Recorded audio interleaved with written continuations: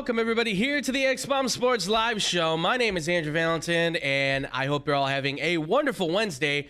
We are, of course, coming to you live here from the Illinois Media School here in Lombard, Illinois. Again, wherever it is, ladies and gentlemen, day or night.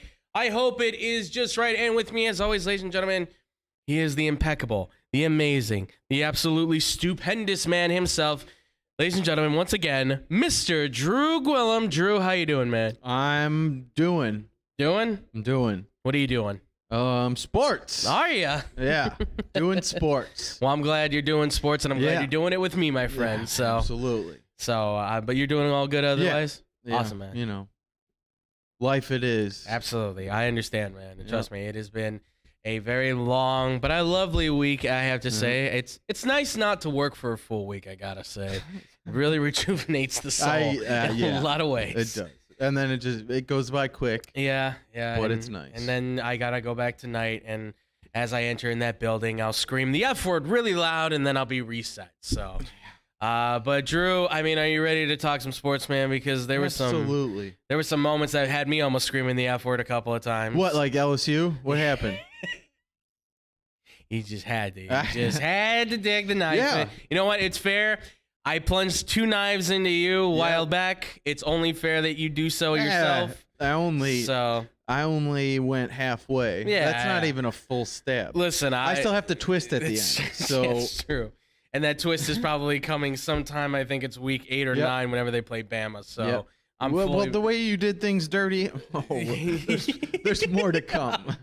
Oh boy! All right, hold your horses here, folks. Well, Drew, are you ready to get into this, my friend? Let's do it. Let's do this, folks. All right, we're kicking this one off with some oldie news, but of course it happened as we were leaving for Purdue Penn State. Myself, David, Tom, and David's wonderful friend Carrie, we all went to Purdue. And at the time that we were getting ready to embark on our journey, the news broke that Spida, Donovan Mitchell, officially traded from the Utah Jazz and is now a Cleveland Cavalier, as we all expected him to be, of course, because it was not being reported that he was going to be a New York Knick. And then obviously the Knicks decided to back out of the deal very late there. And then it sounds like the Cleveland Cavaliers made an aggressive push, and what a push they made, trading away Colin Sexton on a sign and trade where he signed for a 4-year, $72 million deal. Lauri Markkanen, who the Bulls fans all know and I don't know if love, but we know him.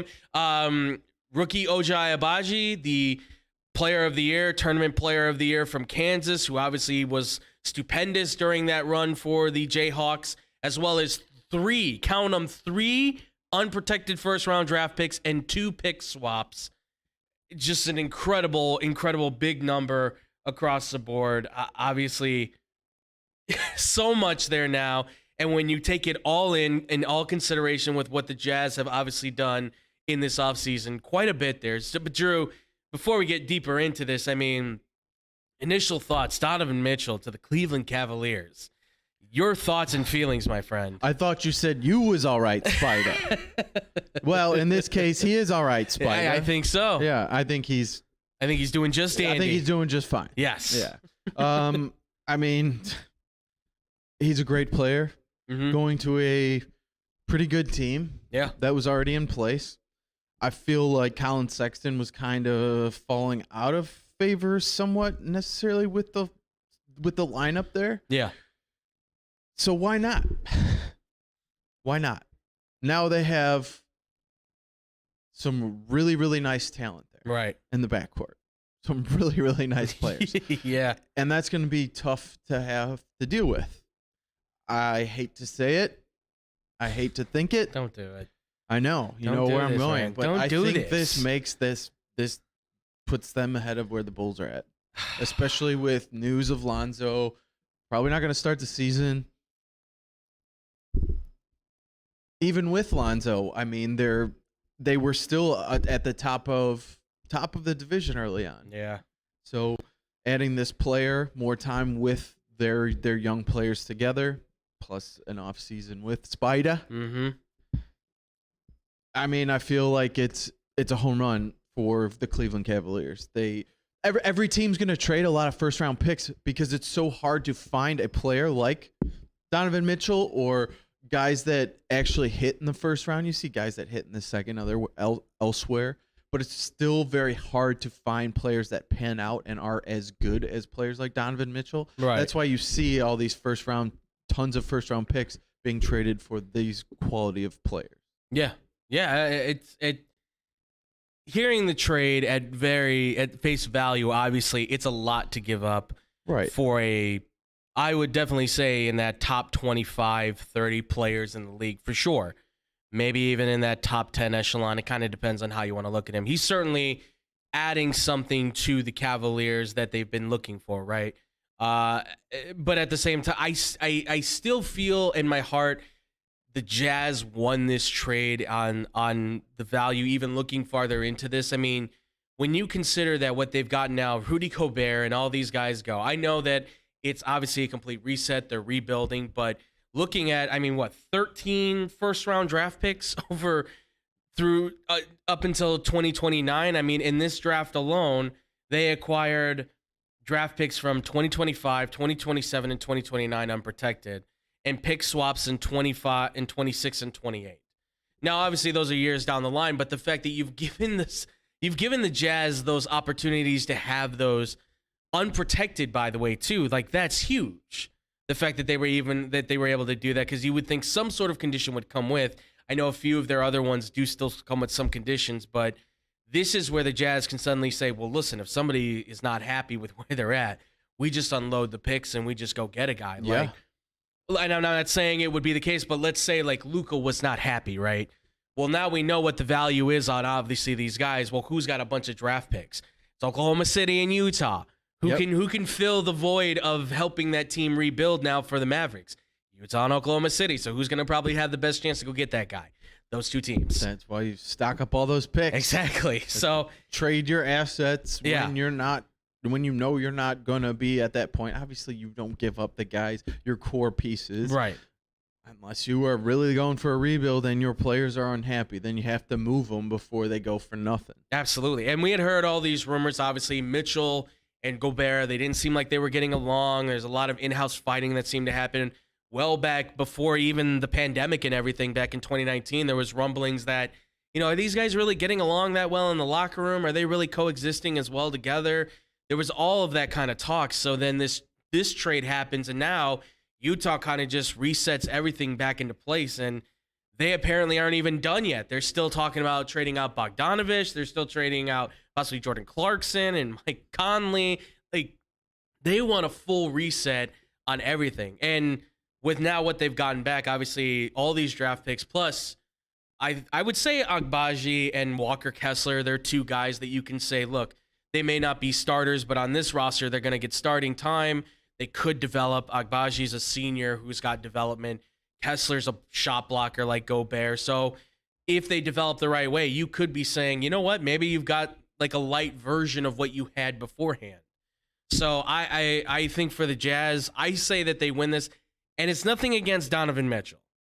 It's just when I look at him and Colin Sexton, there's a lot of similarities, but obviously when it comes to Mitchell, he is far more dynamic, I think, more aggressive, and more I think consistent. More consistent, exactly. And just I think an all-around better shot too, I would say in some ways. I just don't think he needs to be on the ball as much. Me and TJ were talking about this. I think he needs to get off ball, and obviously this can help him out a lot. When you have a point guard like Darius Garland going out there, it's going to be easier for that to happen. I think a lot of what happened with the Jazz was he's playing that point guard, and he's bringing the ball up all the time. Yes. That was his chance to play off that. Absolutely. And, I mean, listen, when you look at this roster, I mean, this is just the starting lineup as it looks right now. You've got Darius Garland, who really took steps forward this year. I mean, really has looked more the part of a kid that was, I remember when they drafted him and they said, injured kid, what is it going to matter? He's not going to do. He's really developed well. Now you add in Mitchell on that as that 1-2 punch at the top of the key. Then you add on Isaac Okoro, who's your defending forward. You have probably the next twin tower in Evan Mobley and Jarrett Allen just sitting there. One's more offensively gifted. The other one's your defensive stopper. And when you look at the rest of that lineup too, I mean, we still forget that they have Karis LeVert. They still have Kevin Love. They've got a pretty solid 8-man rotation that they can go with. Might even have more if they can develop these guys. But obviously the question is out there. And I know you said they might suppress the Bulls, and I don't like saying that. And I know you don't like saying that either, but we know. I hate saying that. Yes, we don't like saying that. I want them at the top. Of course. I want them winning championships. Absolutely. I don't want to see this crap happening elsewhere. No, I know. I don't either. But obviously, this puts a bit of a monkey wrench in the engine that was the Central Division now for the Eastern Conference. What do you think about the Cavaliers' chances? Remember last year, they finished just underneath everybody at 44-38. They ranked 27th in offense, but they were in the top 5 in defense. They made substantial steps. But What do you think about this team for next year and the foreseeable future? Do you think this Cavaliers team, do you see this Cavaliers team being one that can challenge for a championship? I think they'll still need some time and probably still a little more. Okay. At least more time for a few of these younger players to still develop some. Yeah. They have some very nice pieces. They're going to compete, and I think this definitely pushes them into the playoff conversation.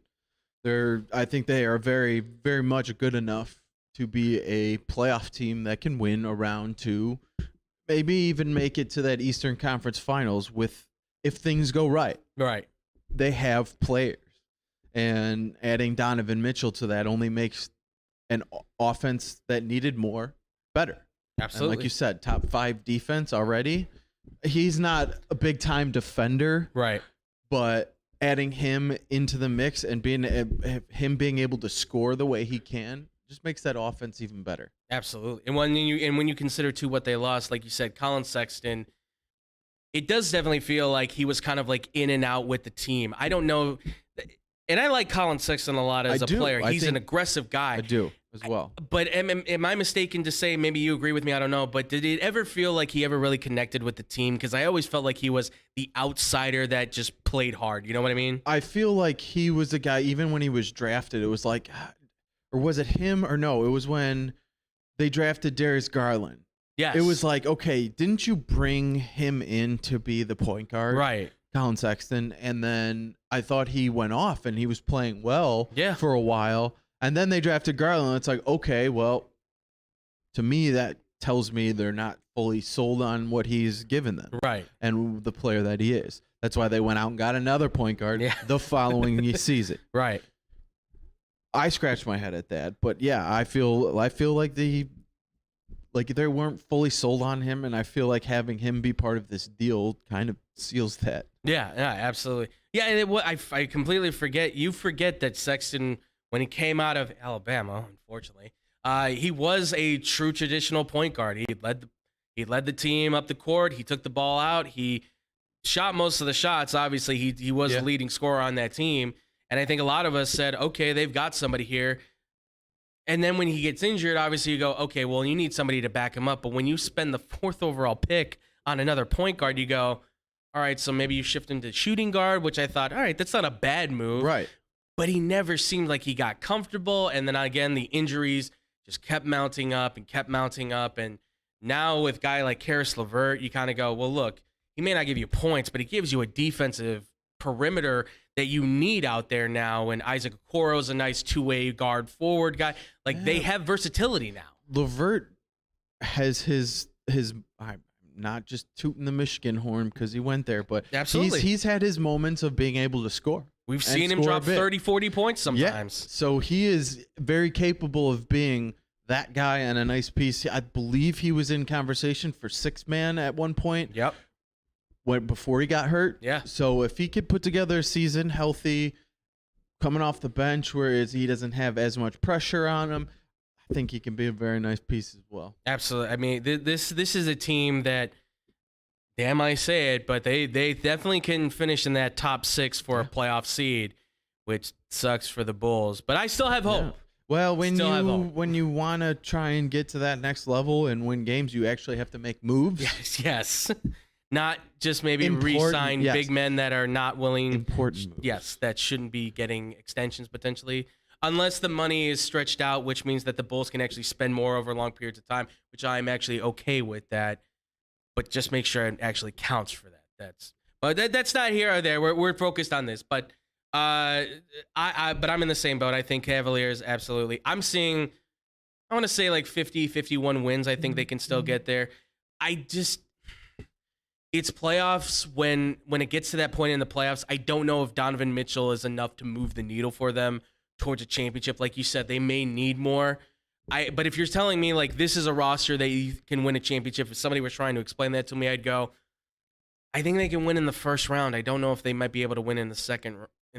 That's kind of where I'm at with them. Like first round win, absolutely. Second round, That's why I went with if things go right. So right. Yes. Because of that defense and Allen's awesome player down low. Yes. He can do a lot of damage down there on defense Absolutely. and block a lot of shots. He can make things difficult for opposing teams. Yes. If they're trying to get in the paint on them, he won't let them. No.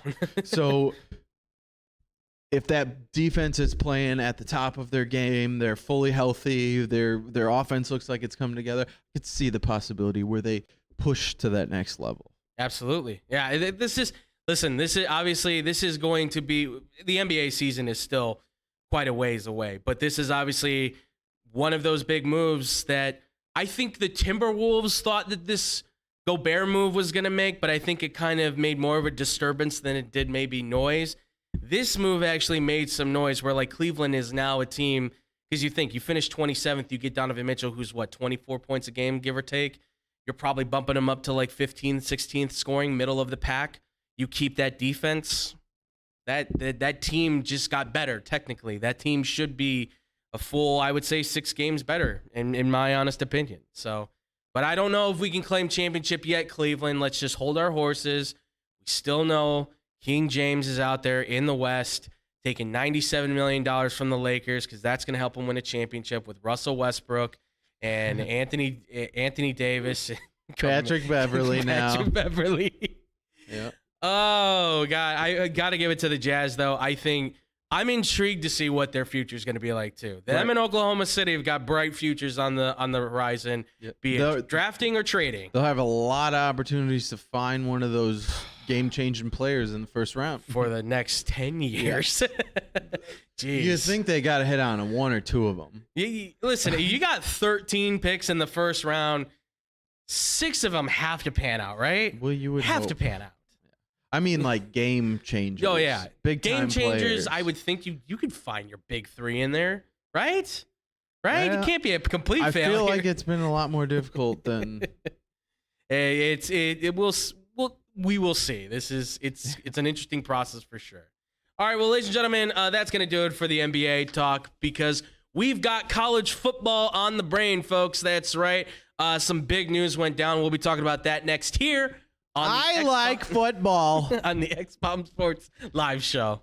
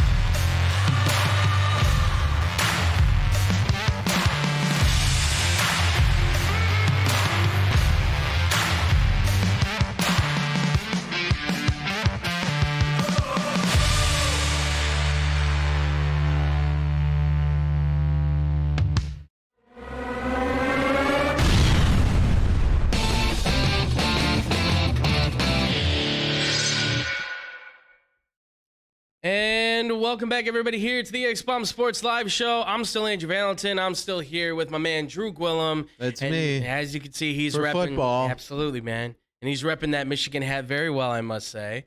Because nice opening season victory. Absolutely. After that first drive, though, I'm not gonna lie. Not that I'd try and jump to conclusions, but I was like, you gotta be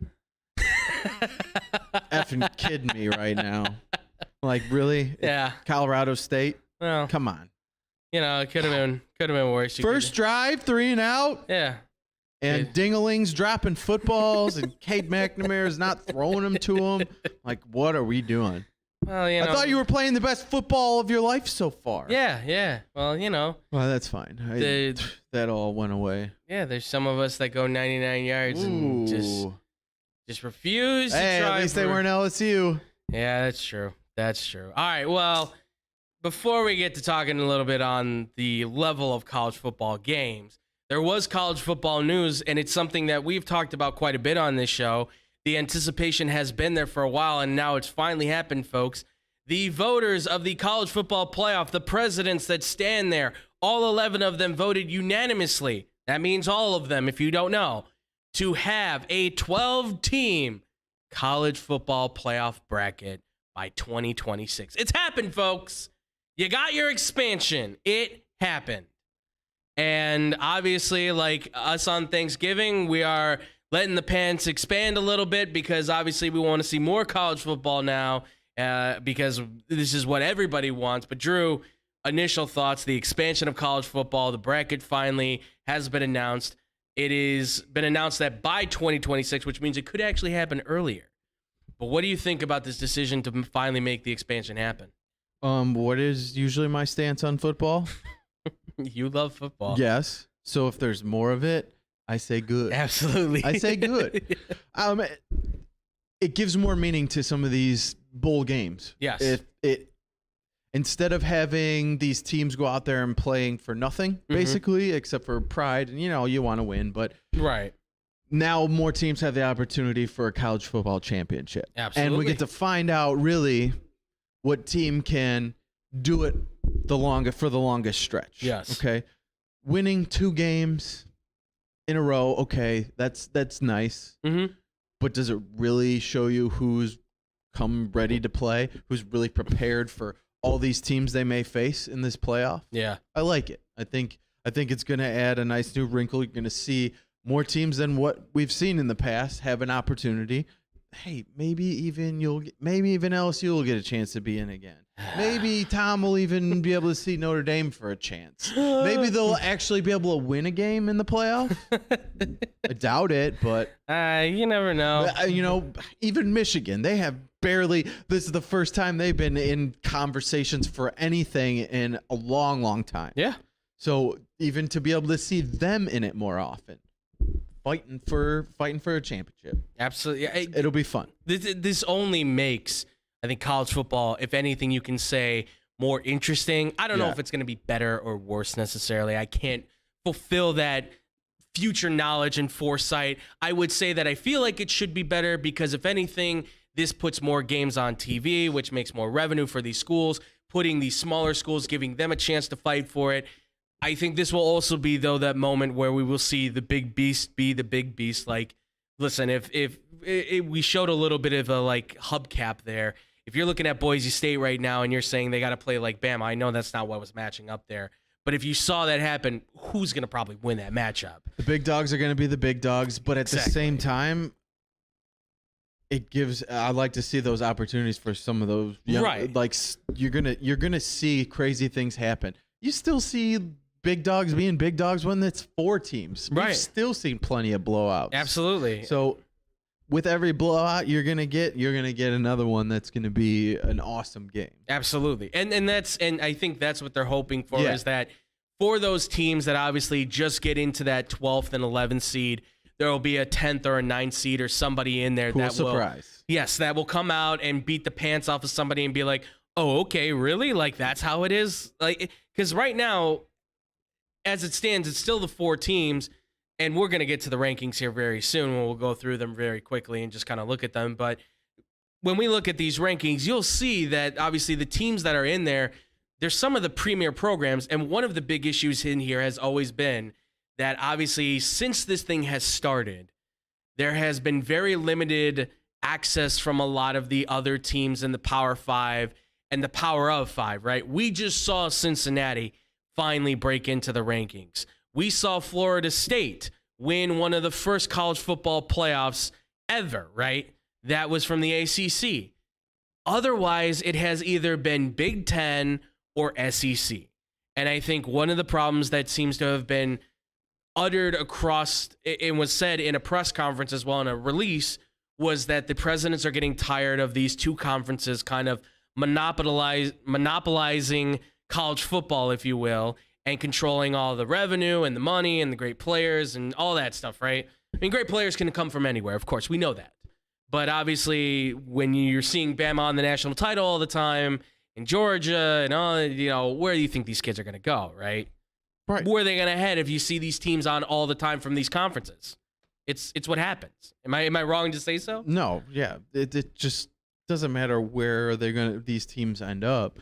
The top dogs are still going to get the top dogs. Yes. It's unfortunate, but I think this vote now opens up the possibility for, and look, I'm not saying UCF is all of a sudden going to break into there and win a championship unless something crazy happens, but which would be great. Don't get me wrong, that would be a great story tale. Like, we love the NCAA tournament. Why? Because every now and then the underdog breaks through and we get to see the 8th seed, the 9th seed, the whatever break out and have a great time. At the same time, though, the top teams always still find a way to be the dominant teams, which is something, let's be honest, we still probably like, because we like to see best on best, and best on best always makes for great games. So let's not kid ourselves at the same time. But this obviously, listen, I think this helps to kind of not demoralize, what am I trying to find? Demonopolizes the whole idea of the SEC and Big Ten concentrating everything. But I ask you this, Drew, obviously, with this now happening for college football as a whole, what do you see kind of being the outcome now that we have seen how much there's the conference changing with Texas and Oklahoma, and they might be able to exit out now because the Big 12 is negotiating their rights. USC and UCLA are leaving for the Big 10 now. All of these teams are obviously now, everybody's looking for their change and stuff, right? And there's even this talk about 2 super conferences. Right. Do you see this potentially making waves in college football as a whole to maybe even change that outlook, you think? I think it's definitely making waves. I mean, just from jumping conferences, like you said, everybody wants to join the SEC or the Big Ten and then make 2 super conferences, basically. Right. So those are big waves. Yeah. You went from Big Ten to having who knows how many teams in that conference. Right. And you're going to have those, it seems like those leagues, like it's basically like 2 different leagues. Yeah. Clashing and battling it out for who's the best. Absolutely. And that's what it seems like. And to me, from going to the way it was to the way it's going and the way it's going to be, those are big waves. Yes. That's a big change. College football has been headed in this direction for a long time. Mm-hmm. Just from the days of, you can have a bagel, but you can't have cream cheese spread on it, okay? Oh, my God. That's the dumbest thing I've ever heard. Right. Those days, because then it's like, you're getting gifts. Right, of course. Right. Yes. How dare you? From that to where we're at now is night and day. Oh, yeah. Absolutely. And to me, that's big weight. Somebody posted something. I saw it on Twitter. It was back when, obviously, there was still the BCS national championship when it was 1 and 2 going for the national title. Yep. Always 1 and 2, right? That was obviously no cream cheese on the bagel kind of thing. Now, revenue share in name, image, and likeness with the NILs, right? Now we may even have unionization. The players have talked about that. Millionaire college athletes. Which is insane to think. There are some guys out there making, like I know Quinn Ewers from Texas, he's making 7 figures. Bryce Young is making 7 figures. There are guys out there that have huge deals sitting in front of them. And they're like Armando Bacot, who's a basketball player for UNC. I know because I watch UNC. Said, I'm staying in college because I'm making $500,000 off my NIL deals. How crazy is that? You got a kid to stay in college because he's making money. Yeah. It's shocking how that can work, huh? Now he gets his education. Yeah. That's questionable. That's debatable. He stays in school. You get your little revenue from him, and he makes $500,000 off of his deals. It has changed consistently. And I'm proud to see it. I absolutely love this. And at the same time, though, I still wonder how this will work out with people looking for other conferences because we also know, too, there's that discussion of the College Football Playoff Committee possibly being the ones to oversee the Power 5 breaking off from the rest of the NCAA, which then you're really talking about 2 leagues and clashing, and how does that work with college football? Because that means all of a sudden, Fresno State's competing for a national championship against James Madison or something like that? Like, what are we talking about then? For the most part, when any change comes about, that's something new. Right. And with that, things always go wrong. Of course. Not everything's going to always go right, and this is no different. They're going to have to tweak things. Yep. Trying something new, you're going to have to work your way through it and switch things around the way it needs to be to make it the best product that they can put out there. Absolutely. I'm very interested to see what happens here. I'm also intrigued now to see, because TJ and I were talking about this, like how many bowl games can be out there that you can supplement now to these 12 teams that would be in there for these games. Like, does college football have to start to come up with some other ones, or do they just completely say to hell with the Rose Bowl and all that, and we just kind of make our own and just say it's the playoff bracket wherever, and we go to a neutral site and play there? Which, by the way, Bears, once you get that new stadium built, and we'll talk about that tomorrow. Absolutely. But I would love to see a college football game, a nice little, let's say LSU Michigan or something like that, or how about a Notre Dame Michigan, where Michigan just swamps Notre Dame, for the sake of my friend here, in the new Bearsland Stadium, whatever we want to call it. I just wanted to make sure. We don't have to talk about them again, No, of course not. They lost. So we'll talk a little bit about them, but it's just because they lost. Because they suck. Yeah, it's just digging. You talk about that knife. Well, sorry. We're putting a full. Sorry. Yeah, we're putting a full like saber into him and twisting that one up. You know what I really think about Notre Dame? I don't care. There you go. I missed that. Yeah. Well, listen, ladies and gentlemen. Smoking Jay. Just don't care. Absolutely. And the don't cares will continue, folks, because college football, obviously, it's here. The first week is down. There's a lot of excitement that's going to come. We're going to get into that here next, here on the X-Bomb Sports Live Show. Don't go anywhere, ladies and gentlemen.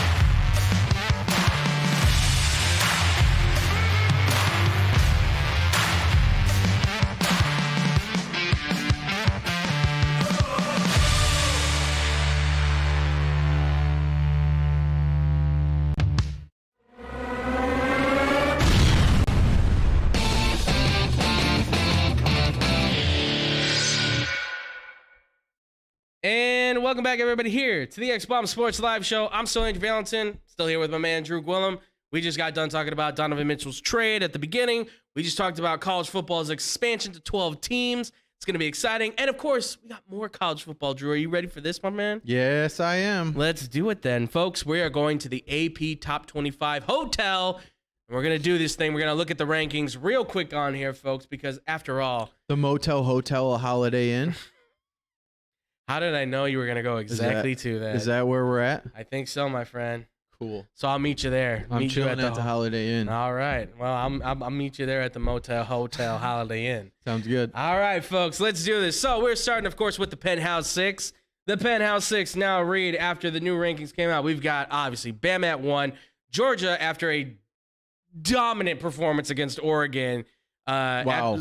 I thought they were supposed to be like taking a step down this year. Yeah, right. Wasn't Oregon also supposed to be like a top-ranked team, right? Challenging. Bo Nix is not very good. No, he's not. He's the equivalent of Drew Lock in college football. 3 points. That was it. They got hit so hard, folks. They got knocked out. Oregon's out of the top 25. They're not even in there. But then after Georgia, obviously Ohio State, good win for them. Strong win against that team in South Bend.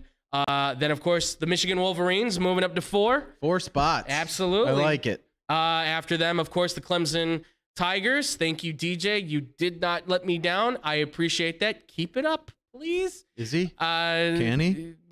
Stop it.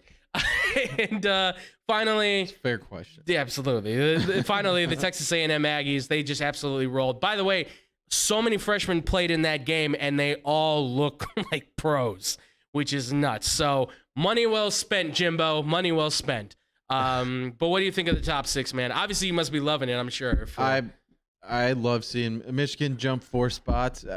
I didn't think they were going to go that far. I mean, I thought they would have stayed right around where they were at with the opponent. And I mean, they gave them a little bit of trouble at the beginning.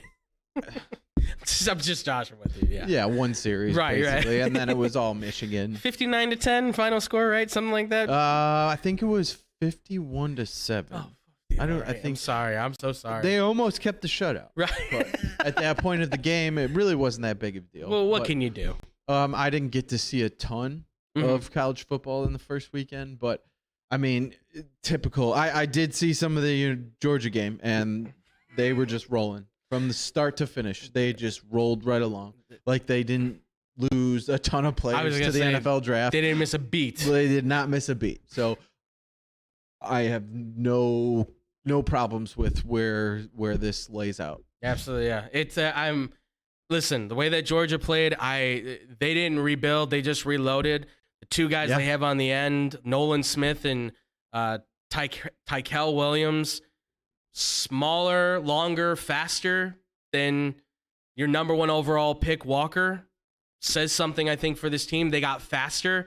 They attacked that Oregon team stood no chance. And not at all. Stetson Bennett, I apologize. I never will talk bad about you again. You are the Doug Flutie of football. You make plays, man. You rock. You got a fan in me now. And I'm an LSU fan, but you got a fan in me. I like your style. God, they're good. Michigan, I mean, listen, I think there's a good ground game there. We've talked about it. They got to figure out the quarterback thing. I like McNamara. He's decent. I still think JJ is the better guy, though. He can throw the better ball. He does. For sure. And that's the thing is he can stretch the field with it. I know McNamara's more accurate. It's McCarthy's ability to stretch the field. You've got, what's his name? Romeo Wilson, right? Is that his name, the receiver? Wilson? Yeah. He's expected to take a jump. Absolutely. Be a star. And to me, getting Ronnie Bell back as a leader on this team, and he's a stud. Absolutely. Ronnie Bell is a stud. And we didn't get to see that last year. And I believe he spent some time out the previous year. Yes. So I'm excited for him to hopefully stay healthy and lead this receiver group. Hopefully show him some things. Absolutely. And I got no quarrels with Quorum. Like the guy. Think he's a strong back. I still like Donovan Edwards, though. I love Donovan Edwards. That guy is he special. Can run. He can catch. I was going to say. He's a does beast. Everything. He will run people over. I love watching him play. And don't get me wrong. I love watching little Blake Corum with his thick thighs just power through people. But the two of them together is a solid 1-2 punch. And that's a very nice run game. Absolutely. They're going to be very good all around. And a nasty offensive line that's getting after it. Oh, they got some big boys up front. They got a transfer in there who he's proven himself, man. He has proven himself. Overall, though, I can't complain. Ohio State, they beat. I'll get into Notre Dame here in a little bit, but Ohio State played their game. They stayed by it. Established ground game, passing game. Bama, you played Utah State. Go to hell. Right. A&M, you didn't play anybody really. And Clemson, good win against Georgia Tech. So, all right, let's go to the next group. So the next is, of course, the condos collection.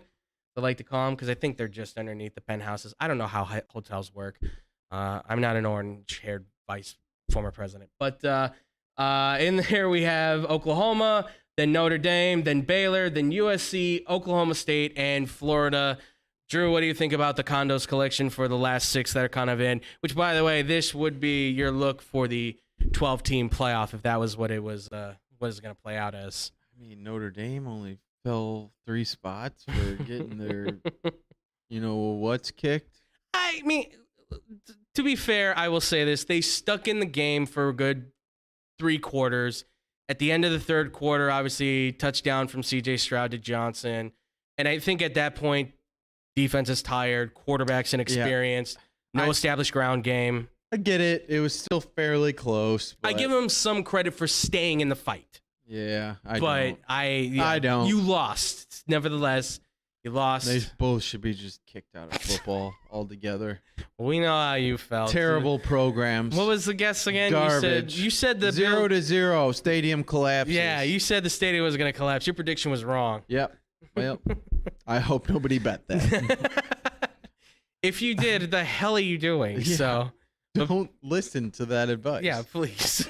But please continue. Like I said, I didn't get to see a ton. I mean, there's a team, USC, I expected to see something out of this year with all the hoopla about coach transfer and players transferring and all that. So expected to see them up there. Oklahoma coming out and jumping up and being up there is somewhat, I don't want to say a surprise, but seeing them up at 7 when, again, losing the coach, losing a lot of players. Yeah. Transferring out because of the coach leaving. Good for them for even being in a conversation. Absolutely. And as far as the rest, I can't say too much on because I really didn't see. I will say for you. So we've already spoke on Notre Dame. I won't say much. Oklahoma, they're getting the win. Obviously, if Notre Dame loses, everybody moves up, right? That's just how things work. The interesting one on all of these, of course, is Florida, who went from unranked jumping to 12 after what I will say was a tremendously great game against Utah. That was a hell of a game to watch. Anthony Richardson is amazing. That dude can play football. He can absolutely play football. I don't know if they're legit or not. Our boy Cameron obviously was there. He was very happy in his happiest of ways he could be at that time for how he was functional. But nevertheless, I do think Anthony Richardson is the real deal quarterback. I don't know if this team is obviously going to be national championship worthy, but I think they can certainly be a good enough team to stay within the rankings and be competitive.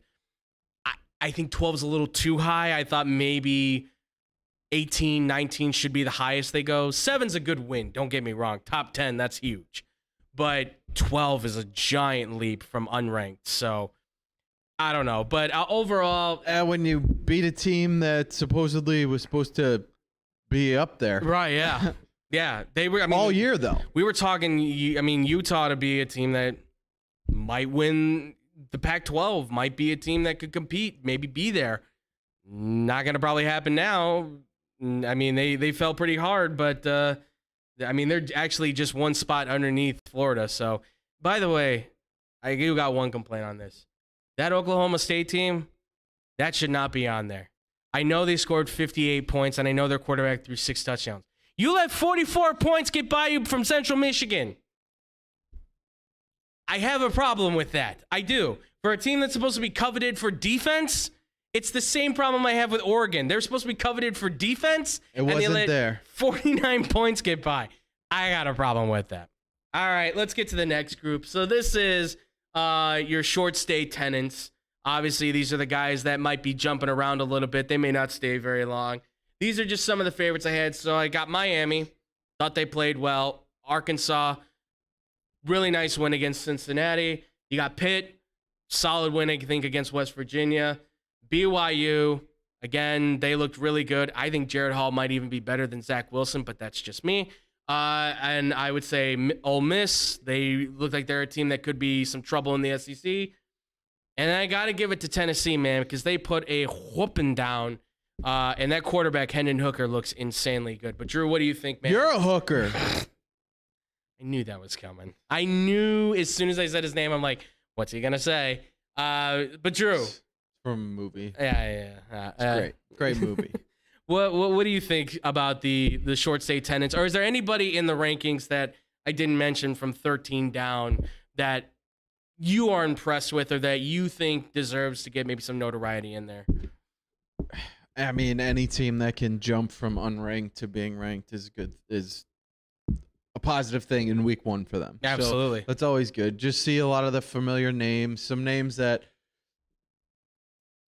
necessarily weren't household names in rankings or that had gotten there somewhat last year. You seeing that more consistently. So like a team like Arkansas, who yes. had been really bad for a while, not really in any conversation. Okay, well, they got there last year, right, into somewhat of a conversation as being a team that's ranked.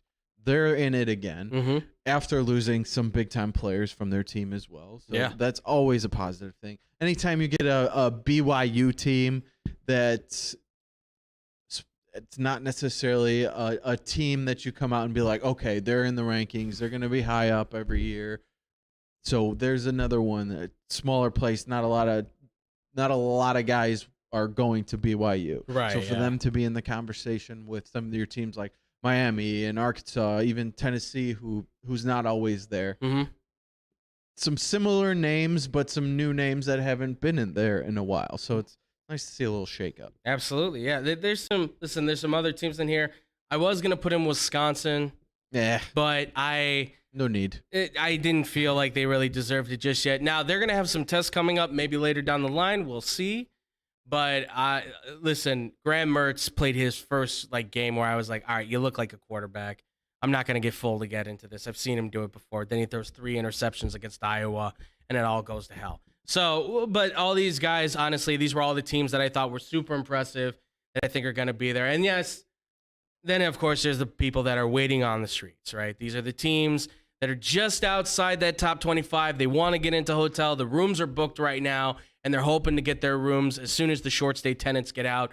Or in this case, I guess Oregon got evicted at this point, and they're sitting out on the street just kind of waiting there, as you can see. Begging for change, hoping that anybody quarterback, just need a quarterback. Anybody got a quarterback? Penn State, like I said, we went to that game against Purdue. They came so close to blowing that. So close. If it were not for that last-minute drive, they wouldn't have won that game against Purdue. By the way, Aiden O'Connell, the local kid from Long Grove, he's legit. He's a good quarterback. He's going to have a future in this game. I listen, I know it's Texas against a low-tier team. I still think there's something there. I think a spark is coming.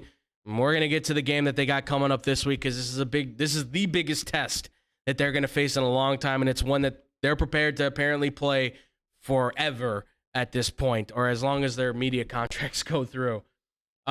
Cincinnati drops out. Obviously, they lost to Arkansas. We don't have to talk about Florida State. But why? Because, look, okay, LSU played a sloppy game. Madness. Florida State basically gave away the game on that 99-yard drive. And I would have liked to seen them gone for 2. Obviously, I get you go for the field goal, but you don't do a great job blocking. It's not a good look for Brian Kelly in his first game at LSU, especially with all the, as you put it, hoopla, or whatever you want to call it, folks, of what was happening in the offseason with college football. Oh, Brian Kelly. I'm just going to say, LSU fans, be in for the long run. If we go 8-4, count your blessings. 7-5, even 2. But Florida State played a good game. They were sloppy at the same time, but it's a nice win for them, of course. I still think Fresno State, Auburn, and Mississippi State, they got some wins. I think they're solid teams that'll push themselves in. Drew, anybody on the outside that we haven't mentioned, or any of these teams that you're kind of looking at saying there's intrigue there, there's still some hope there potentially to break in? Any thoughts on that? Or anybody we didn't mention even, too? $1, Bob. No. Nobody?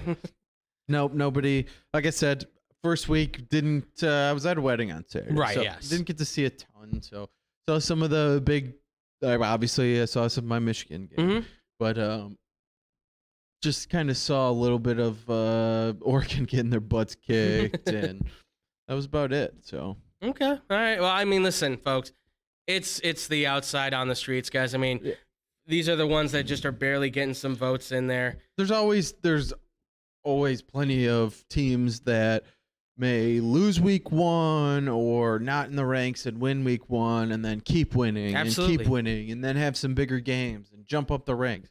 So there's always teams that drop out and always teams that are ready to take their place. So it's a long season and there's going to be a lot of movement. If you want a little bit for, your speculation, if you will, if you want a little bit to put it in perspective, let's say, just after Mississippi State is Air Force getting 8 votes to get into the top 25. And I think we know how that'll probably finish out at the end of the year. Not saying they can't get ranked, but I don't think we're going to see Air Force going for the national title anytime soon. Not likely.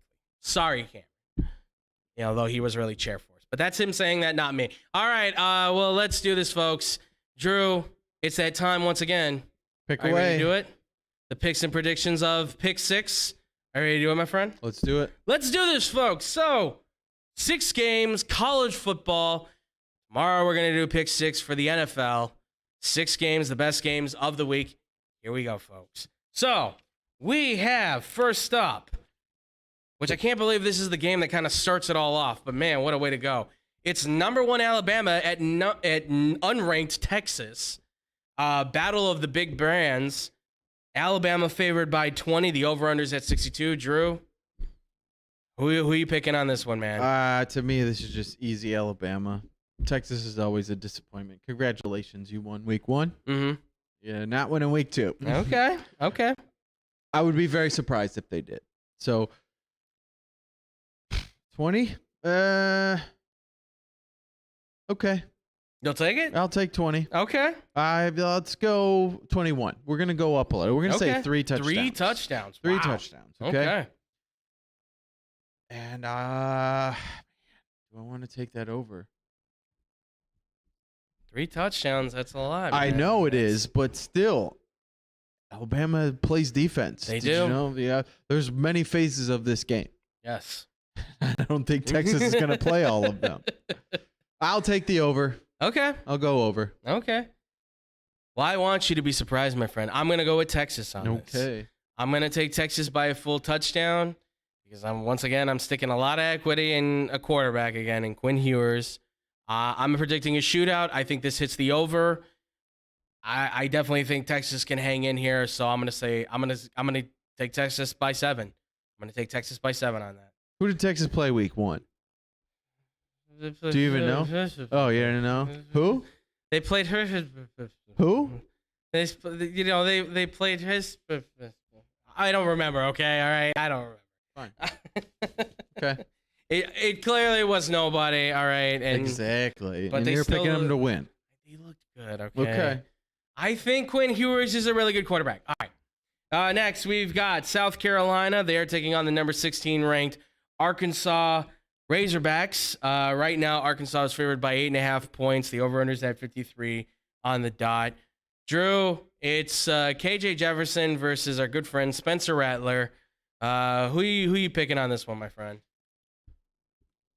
Man, I want to take South Carolina. I know they struggled. Would they play East Carolina? I believe I saw a few highlights there. They struggled, but against that was actually NC State that played East Carolina. That was NC State. That almost lost, if not for a missed field goal. Okay. We'll just disregard that. Yes. Then. Keep in mind, though, Spencer Rattler still, I don't know who they played, but he still threw 2 interceptions in this game with 1 touchdown. Yeah. I don't know if that I was never a big fan of him. No, I wasn't either. I don't think he's that great. He's arrogant. So we're going to take Arkansas. Okay. And I'll say 9. Okay. And I'm going to go under on this because I don't know. I just don't see it being a high score shootout kind of game. Okay. I'm also going to take Arkansas. I'm going to say I think by 6. I do think South Carolina has Cam Smith. He's one of the top corners maybe in college football. He's very long and tall. They always seem to have some of those guys like Art Gilmore or whoever. They just always seem to come out of the woodwork. But I'm also going to take the under on this as well.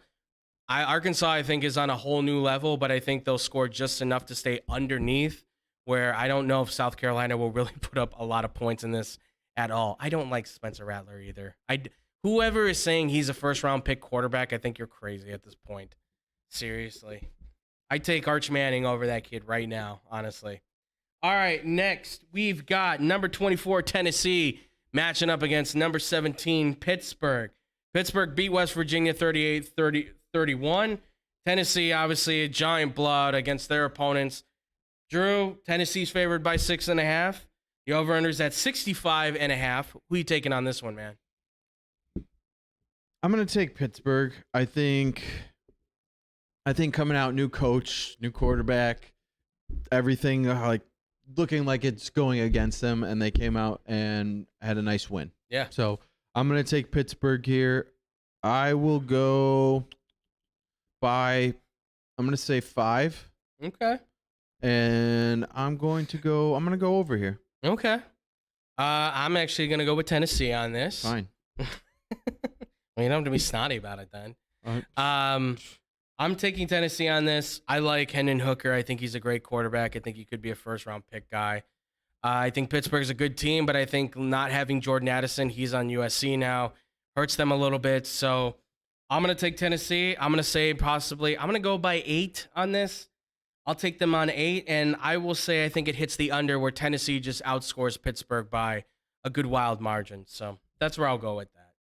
All right, next. Speaking of USC, we've got number 10 USC. They're taking on their rival Stanford, in Stanford as well.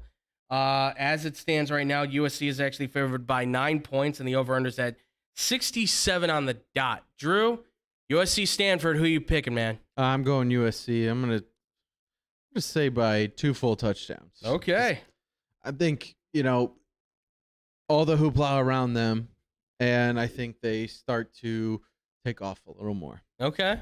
All right. They've gotten the transfers. They have the players. They've had the players in the past, but yeah. So they've got guys to. I think they take the next step of what they're looking to accomplish here, and I'm gonna say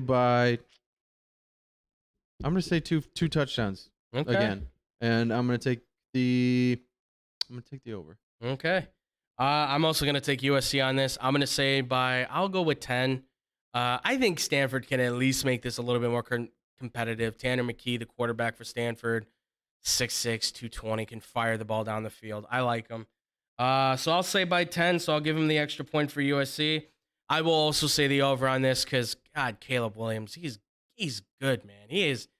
They're really good at USC, man. That brand's coming back, I think. I really do. Really good at football. Absolutely. They're just no more OJs. No more OJs.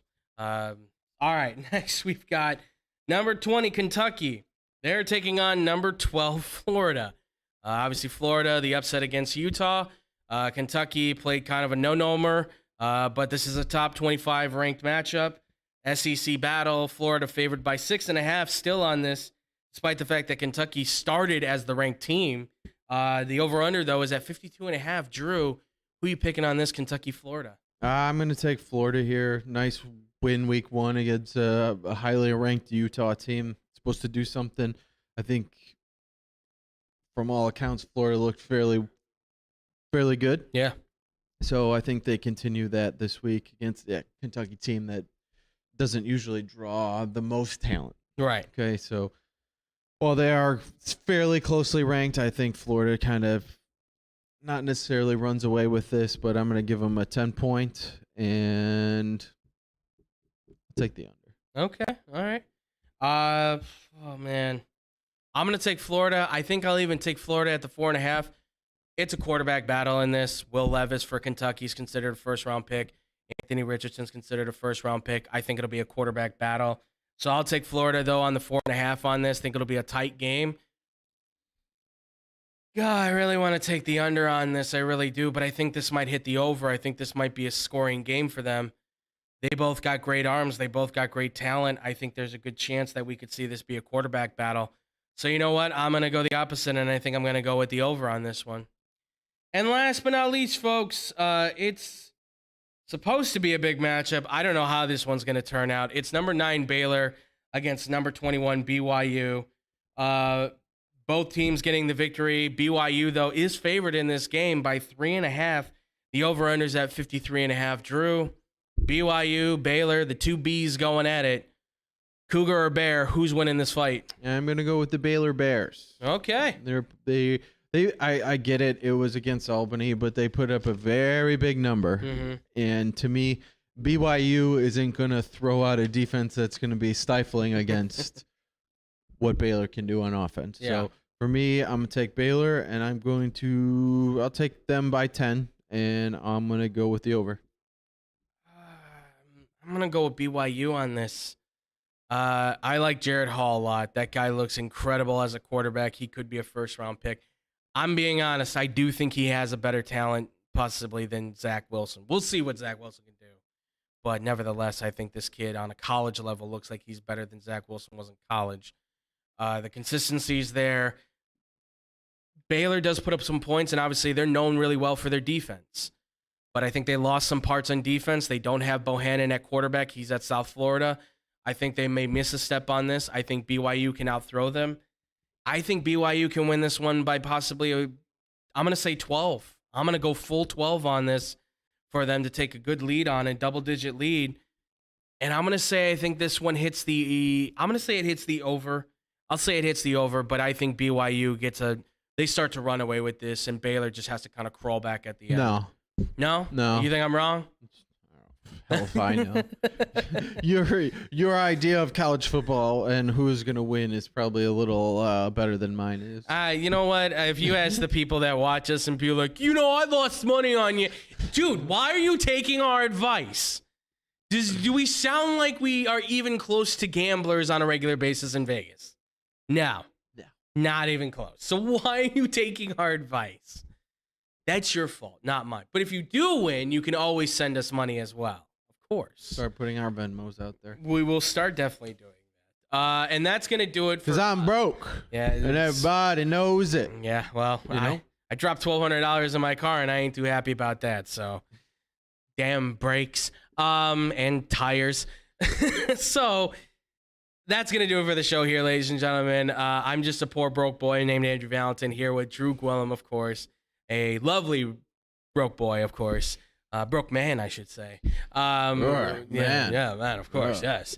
Drew, it's always good to have you, man. Always fun to be here. But please let the people know where they can find you, listen to you, ask you questions, all that good stuff, amigo. Right here, Wednesdays and Thursdays on the X-Bomb Sports Live Show. And check me out on Instagram at d.gwill25 and Facebook at Drew Gwillem. Absolutely. Guys, make sure to give him a follow, give him some like and love. He knows all the good stuff on sports, and any questions you have that you don't want to share with the rest of the group, please ask him in his own privacy.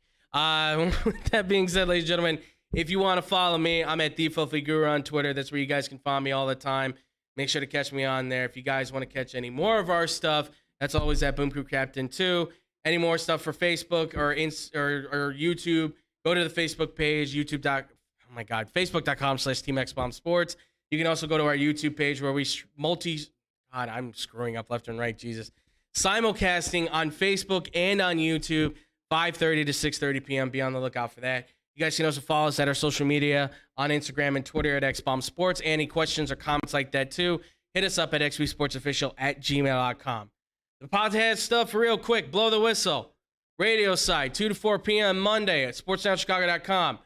2:30 to 3:30 on the TV side here on YouTube and Facebook. We're going live, XBomb Sports. Be on the lookout for that stream, simulcasting again, YouTube and Facebook. Look out for our boy Brandon Januska in Taylorsville at 94.3 WMKR doing the country radio thing. You can also find him on Baseball Banter with Brandon on Spotify. Where on Spotify, you can also find another wonderful podcast called Monday Motivation with Hannah B, done by our very own Hannah Brummer, who's doing the radio stuff at 102.3 XLC on the afternoon drive, 3 to 7 p.m. Central Time. You can also catch her as well at 96.7 The Star, where it's Hannah B hanging out with Eddie V. That's the legend Eddie Volkman doing the After 8 Hours morning show. You can also check out our boys as well at The Parlay at theparlay.com, talking about combat sports with Tony Lopez and former professional boxer and Chicago Bull Kendall Gill. It's a shame Jake Paul is such a wussy because he can't even fight a actual boxer. However, there may be news. I'm speaking Jake Paul right now. Are you? Meow. Oh, Meow. that's what that was. Meow. And here I thought it was just soft. Softer than baby poo. Absolutely. Jake Paul. We're going to fight a 47-year-old, but we're going to make sure he's a retired MMA guy who hasn't boxed. And I don't know how long it's been and ever. But we will see. There's potential news possibly of some stuff that might be happening in the works with that stuff. We will find out. But make sure to go check them out at theparlay.com. And of course, we did not go live today, but if you guys want to get any more of your fantasy football news, we got fantasy football. Obviously, it's starting up here, ladies and gentlemen. You guys can go check them out at the Fake Football Guys here on YouTube. It's JC and Dustin doing their thing for fantasy football. We'll be going live Friday. We'll be doing our sits and starts for the week, coming up with these amazing games. And that's going to do it for us here, ladies and gentlemen. Thank you all so much for listening and watching. And we will see you guys tomorrow, where Drew will be up here talking football, and more NFL football. I like football. Absolutely. And as always, ladies and gentlemen, much love. Peace out, Boom Crew.